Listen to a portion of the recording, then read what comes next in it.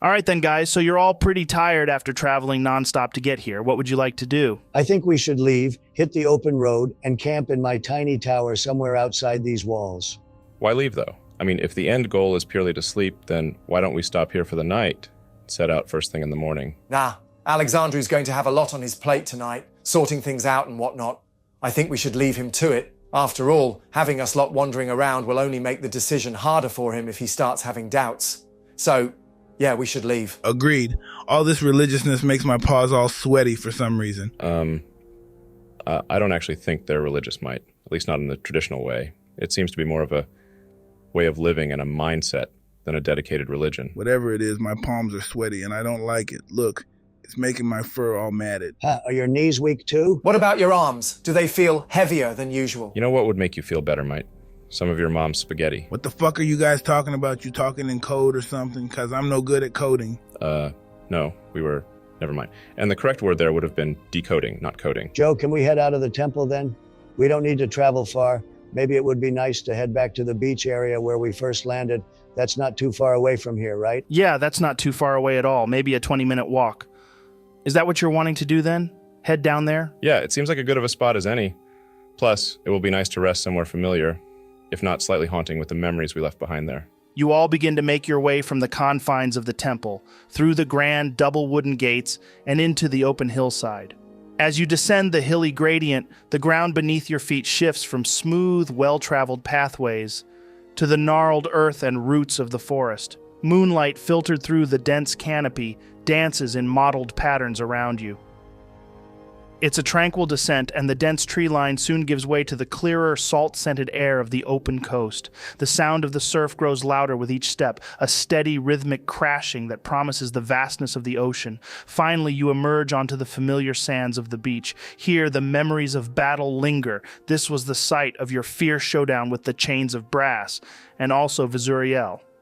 Now, however, the beach lies serene, under the wide expanse of the sky, the tumultuous events of the past seemingly washed away by the tide.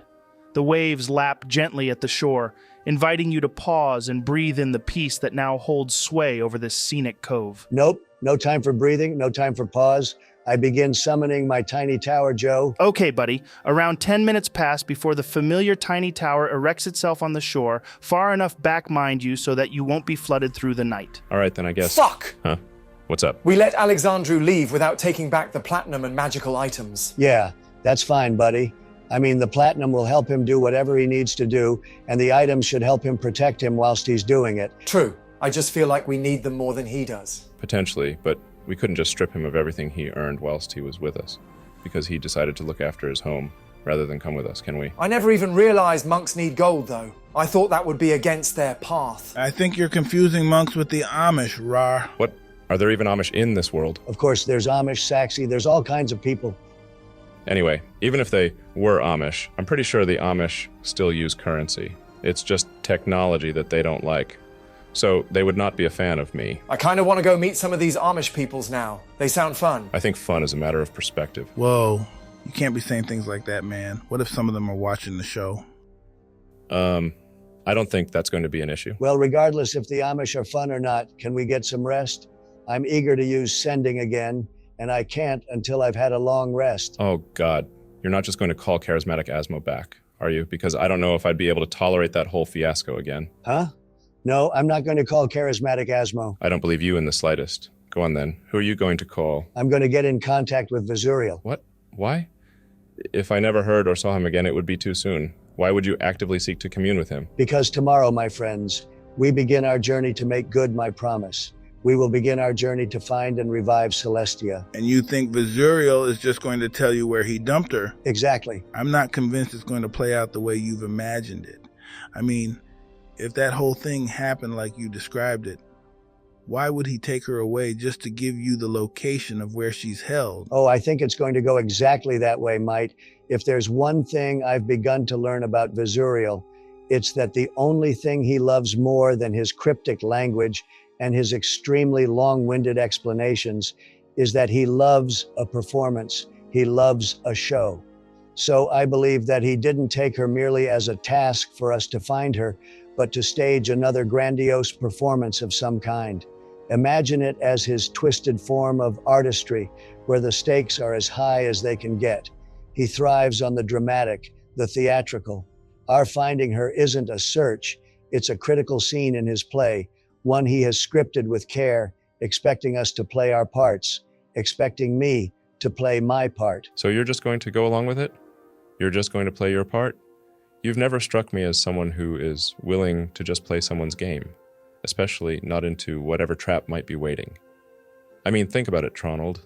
If Vizuriel is the puppeteer here, and we're the puppets, doesn't that bother you? What if this is all just a way to lead us into a more elaborate snare, one that we can't even see yet? Are we just going to dance on his strings because he expects us to? I know you, Tronald. Your mind doesn't just follow the path, it builds new ones. So what's the plan? The real plan? I don't care if I'm his puppet. All I want, all I need, is for Celestia to be back with us. And if that means letting him pull my strings, then so be it. I made a promise to her, and I'll do whatever it takes to see that promise through. Yes, it may be playing into his hands, it may be exactly what he wants, but my promise means more to me than pride or traps. Our focus has to be on getting her back. Well, okay then, man. I'm with you. All right then, Joe. I head inside my tiny tower and begin sleeping. So you're all going to get some rest then? Yeah. Indeed I shall. Yep, it's time for some shut-eye. All right then, guys. You all head inside and quickly fall into a deep and restful sleep. As dawn breaks, the gentle crash of waves serves as nature's own soothing alarm for you all.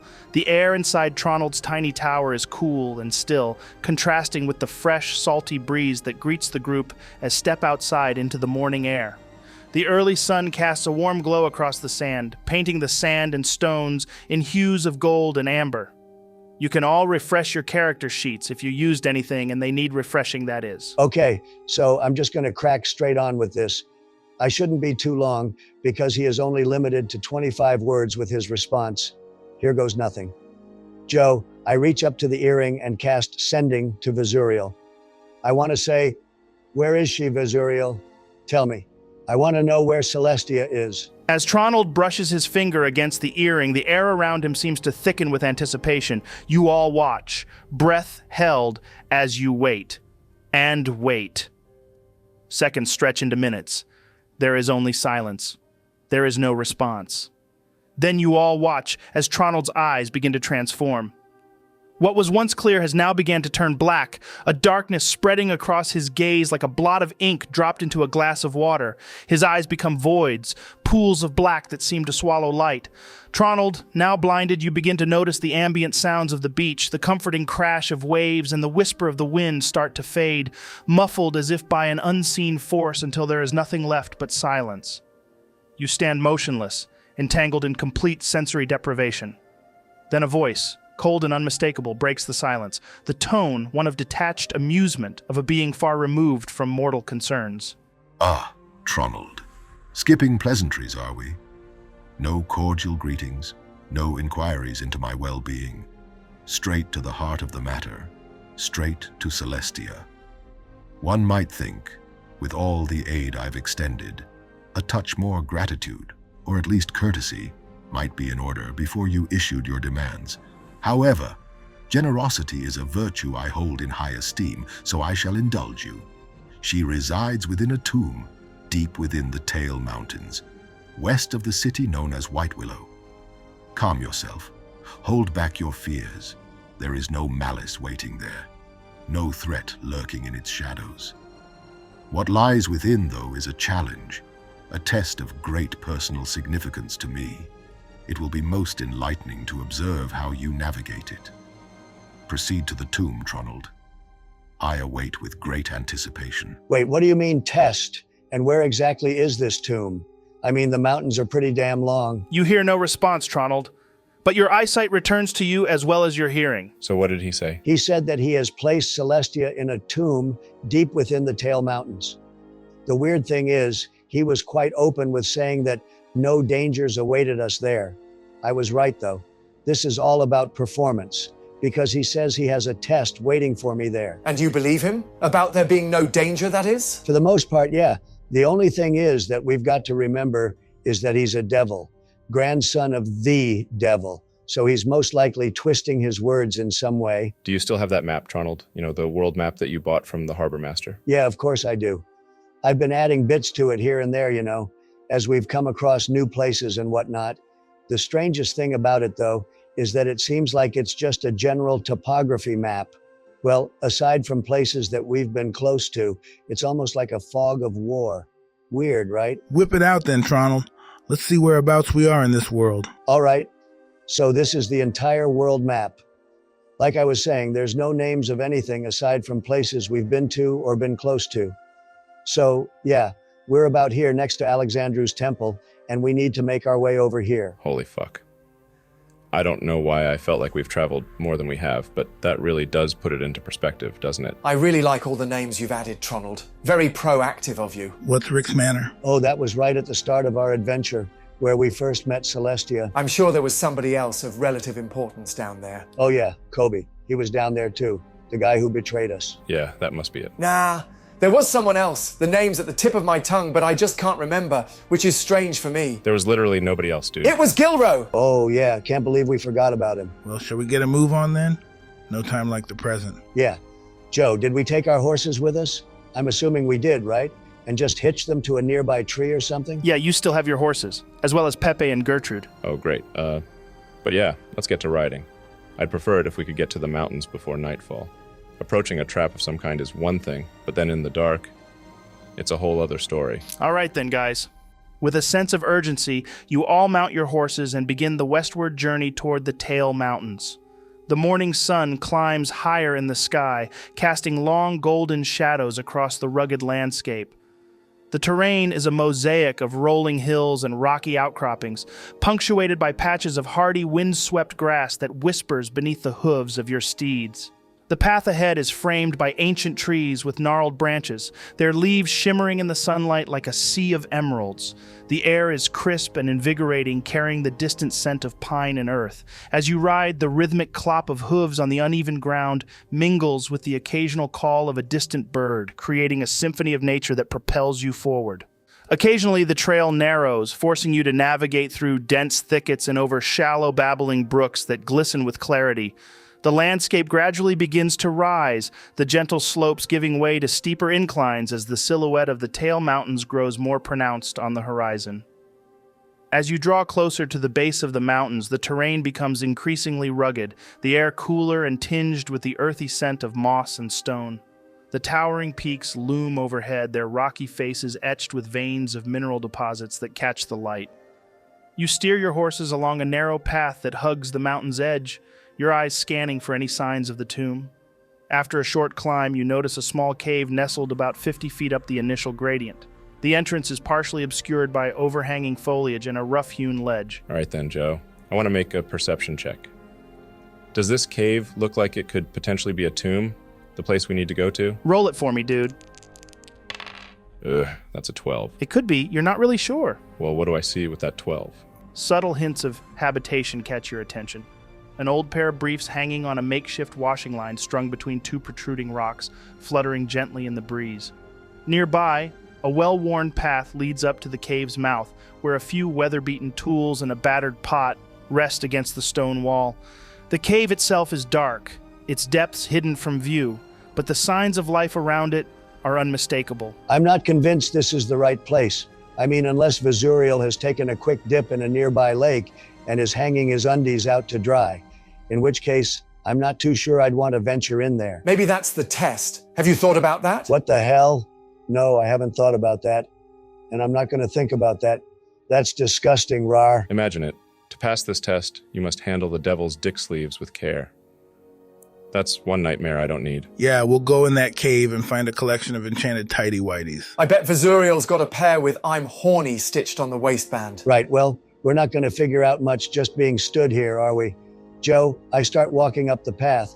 What do the briefs look like? Out of interest, could they be Vesurial's? Also, you said there was a pot. What's in it? As you start walking up the path, you take a closer look at the briefs hanging on the line. They're a faded, dingy gray riddled with holes where moths have had a feast. A conspicuous brown stain mars one side, making you struggle to picture these ever belonging to Vesurial. It's hard to imagine him donning such disheveled attire, even in his most casual moments. Turning your attention to the pot, you approach with cautious curiosity. Peeking inside, you quickly recoil. It's filled with poop. What the fuck, Joe? Where the hell have you brought us? I haven't brought you anywhere aside from where you asked to go. You said you wanted to travel towards the tail, and you're at it now. What time is it now, Joe? You figure it's around late afternoon, judging by the falling sun. All right, Joe, I'm going to climb a bit higher to give me a clearer view of everything. Can I figure out how far we are away from White Willow? Vesurial said that the tomb was close to there. Roll me a perception check, buddy. That's an 18. Tronald, you decide to climb slightly higher onto the roof of the cave to get a better vantage point. The rocky surface is uneven, but you manage to find a stable spot to stand. As you look around, you notice that to your right, the mountains seem to slope down to a flat plain about 5 miles from where you are, leading to an expanse of open land dotted with patches of forest and winding streams. To your left, in the distance, you catch a glimpse of what you assume to be White Willow, approximately 20 miles away. From this height, the city appears as a cluster of faint white specks against the landscape, surrounded by sprawling fields and shimmering rivers that snake their way through the terrain.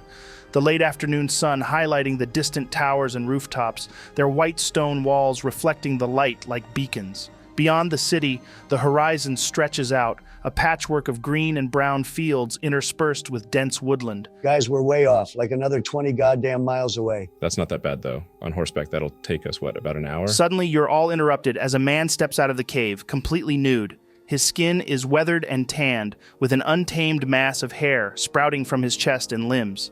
He wears nothing but a battered straw hat perched precariously on his head, and he's chewing on a wad of tobacco, spitting occasionally with a loud, wet sound. He squints up at you, Tronald, his eyes wild and suspicious. What in tarnation are ye doing on top of my cave, boy? Who the hell are you people? Are you here to steal my undies? Is that it? Been watching me, have you? Looking to get your filthy hands on my private collection? I knew it. You city folk are always after my treasures. He waves his arms animatedly back and forth, high and low, emphasizing his point with crude gestures. Ain't nobody touching my damn drawers. They might have a few extra holes and some unique stains, but they're mine. Now get down from there before I come up and make you regret it. And don't be thinking about taking my poop pot neither. That's premium fertilizer right there. Joe, I approached the man attempting to de-escalate the situation.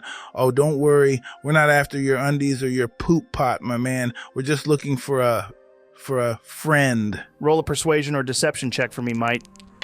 Oh, fuck. I rolled a natural one. The man narrows his eyes, spitting a wad of tobacco juice onto the ground. I don't believe you. You're after my shit. I can assure you we're not after your shit. And even if I did believe you, I ain't the friend you're looking for, bucko. And what's this? A goddamn cat man trying to sweet-talk me? I ain't into that whole interspecies shit. You think you can waltz up here with your fancy fur and smooth talk, and I'll just hand over my treasures? Hell no. I ain't cheap, and I sure as hell ain't interested in whatever freaky business you're selling. You can't afford me, you hear? Ain't nothing you got that I want. Now get the hell off my property before I decide to show you how I deal with trespassers, and take your feline freak show with you. This here's my cave, my kingdom, and I ain't sharing it with no one. Especially not a bunch of undie-stealing, pot-sniffing, cat-loving weirdos. Yeah, fuck this. Listen here, cunt. You better start talking to my friend with some fucking respect. Oh, look at this. The big old Brussels sprout's got a temper. And what are you gonna do if I don't, huh? You gonna come over here and teach me a lesson, you overgrown vegetable? You think you scare me, Green Bean? I've seen bigger and meaner things come out of my ass. Raarh, don't do it. It's not worth it. He's just some deluded old weirdo who thinks we're trying to steal his poop pot. Let's leave him be. Whatever. Come on, guys, let's get out of here. All right, Joe, as we're leaving, I want to turn back to the guy and say, hey, weirdo, I just want you to know how lucky you've got today. The last naked dude we saw, Raarh over here bit his dick off. Let that sink in. All right then, guys. As you're walking away, he's going to shout, Go on, get out of here. Then he's going to throw a stone at you, Raarh. That's a 13 to hit, -2 for a total of 11. Oh, fuck off, you damn freak. I leave the idiot be, Joe. Okay, he's going to shout. Yeah, that's what I thought. Get off my property. Then he's going to do the same thing again, this time towards Tronald. Damn, that's a natural 20 to hit. I'm not wasting a shield for this, Joe. Fair enough. Well, in that case, that's 1 point of bludgeoning damage to you, Tronald, as the rock smacks you across the face, barely enough to hurt you, but enough to shock you. Oh, you done fucked up, boy. Well, you asked for this. Joe, I'm going to make my way back to the guy, pick up his poop pot and smash him over the head with it. Make an attack roll, Raarh. I'm not proficient with poop pots, am I, Joe? No, you're not, buddy. All right, so in that case, that's a 19. So roll 1d4 for me, then add your strength modifier. Nice. So that's a 7 total, Joe. So, quick question. Are you wanting to do this as a lethal strike or a non-lethal strike? Meh. I'll just go non-lethal, I guess. Raarh! Your eyes narrow as you stride purposefully toward the man, each step deliberate and filled with intent. The hermit's sneer falters, replaced by a flicker of concern as he watches you bend down and pick up his prized poop pot. The pot is a crude, heavy ceramic vessel, its contents sloshing ominously as you heft it in your hands. The man's eyes widen, a mixture of fear and disbelief flickering across his face. He opens his mouth to say something, but the words die on his lips as you close the distance. Without breaking stride, you swing the pot with all the strength of your half-orc heritage. The movement is fluid, unstoppable. The man barely has time to raise his hands in a futile attempt to defend himself before the pot connects with a resounding crack. The ceramic shatters upon impact, shards and clumps of its unsavory contents exploding outward in a spectacular spray. The man's eyes roll back as he crumples to the ground, a dazed, almost comical expression frozen on his face. Bits of broken pottery and splatters of poop streak across his features, marking the moment of his swift and messy defeat. He lies there, unconscious, naked and broken. All right, buddy. It's time you get some rest. Joe, I prop him in the recovery position before leaving. Oh, and I take his underwear with me. Why, dude? Why the hell do you want those dirty things? I don't. I'm just taking them to assert my dominance. So are we just going to follow these mountains north then until we find this tomb? Yeah, that's the plan. Joe, we get back on the horses and ride northward, sticking to the mountains. You all remount your horses, leaving the unconscious hermit behind as you head northward, sticking close to the base of the mountains. The trail becomes rougher, the terrain jagged and uneven, but you press on, determined to find the tomb Vuel mentioned. As the minutes pass, the sun dips lower in the sky. The once vibrant hues of the mountains turn to muted shades of gray and blue, cloaking the path ahead in twilight. The air grows cooler, and the sounds of the day give way to the nocturnal whispers of the wild. The transition into nightfall is almost seamless, the light fading gradually until the sky is a deep, velvety indigo. Just as the last rays of sunlight vanish below the horizon, you spot a flicker of torchlight in the distance. It dances and wavers, a solitary beacon in the encroaching gloom. The flickering light casts a faint golden glow on the rocky outcroppings, creating silhouettes that shift and sway with the movement of the flame. What do you want to do, guys? Can we see anyone from this distance at all, or is it just the torchlight? Roll me a perception check, Saxy. That's a 16. Saxy, as you peer into the darkness, you notice something unsettling. The torchlight isn't solitary, it's multiple, scattered along the base of the mountains like ghostly beacons. They flicker in an almost rhythmic pattern, creating an eerie, pulsating glow. The torches seem to guide a pathway, their light casting long, wavering shadows that stretch out and blend into the night. The pathway appears to lead directly into the heart of the mountains, inviting yet foreboding. Despite the multitude of lights, there are no figures to be seen. The torches burn brightly, but the hands that placed and lit them remain hidden, creating somewhat of an unsettling atmosphere. It's as if the mountains themselves are leading you deeper into their embrace, the pathway both a guide and a warning. The strange thing is, you get the sense of unseen eyes watching your every move. Right, so we're just going to have to follow it, I guess. Not really much else we can do. Just keep your eyes peeled, guys.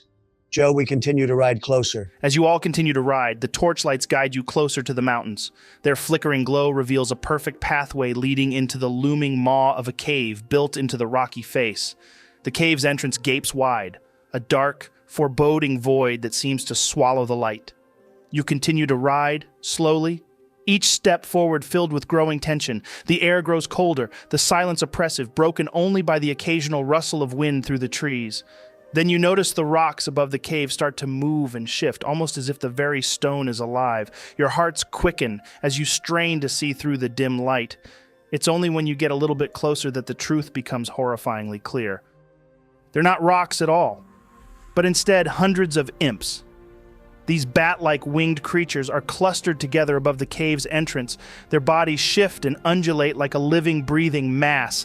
They hang silently, their eyes gleaming, watching your every move. The imps move as one, a tide of red and black rippling across the stone. And I thought you said Vizuriel told you that no harm waits for us.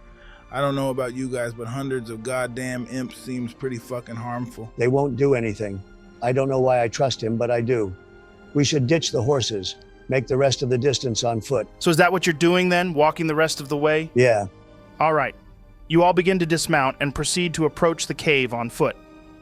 As you move closer, the imps suddenly erupt into a cacophony of screeches and scuttling movements, their wings flapping wildly.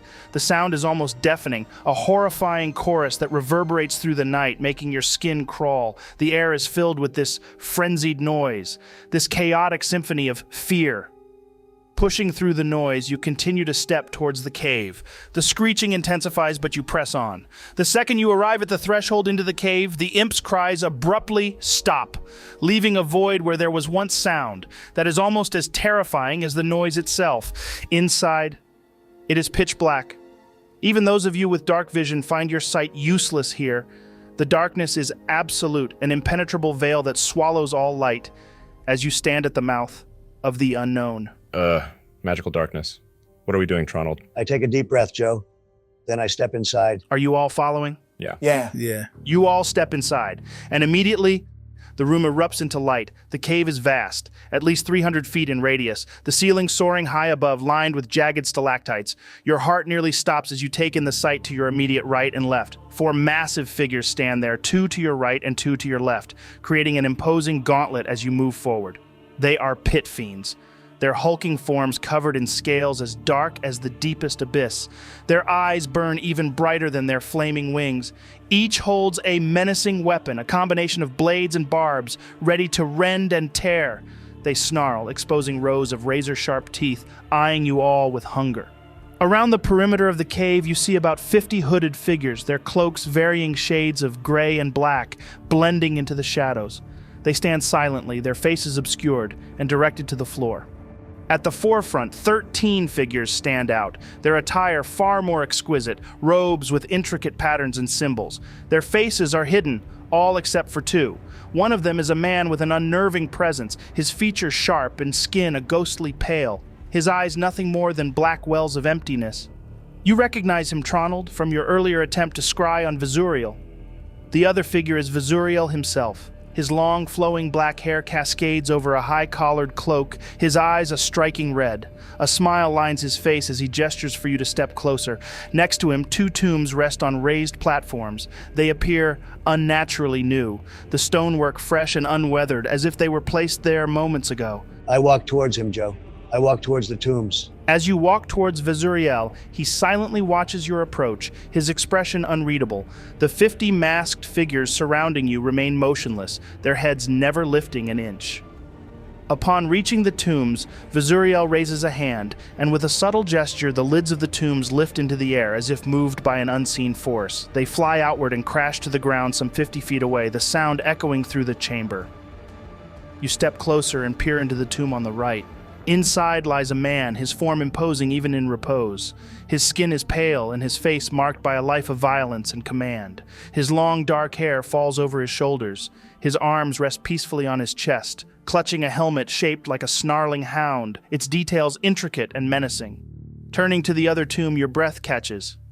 Inside lies a woman with snow-white hair cascading around her, her pale skin almost luminescent, her face serene with closed eyes as if in a deep sleep. It is Celestia. That bastard broke my poo pot, and he took my draws. If you're enjoying this series, you can help me financially recover from this by giving this video a big old thumb and sharing it with anyone else who might be interested in this nonsensical shit.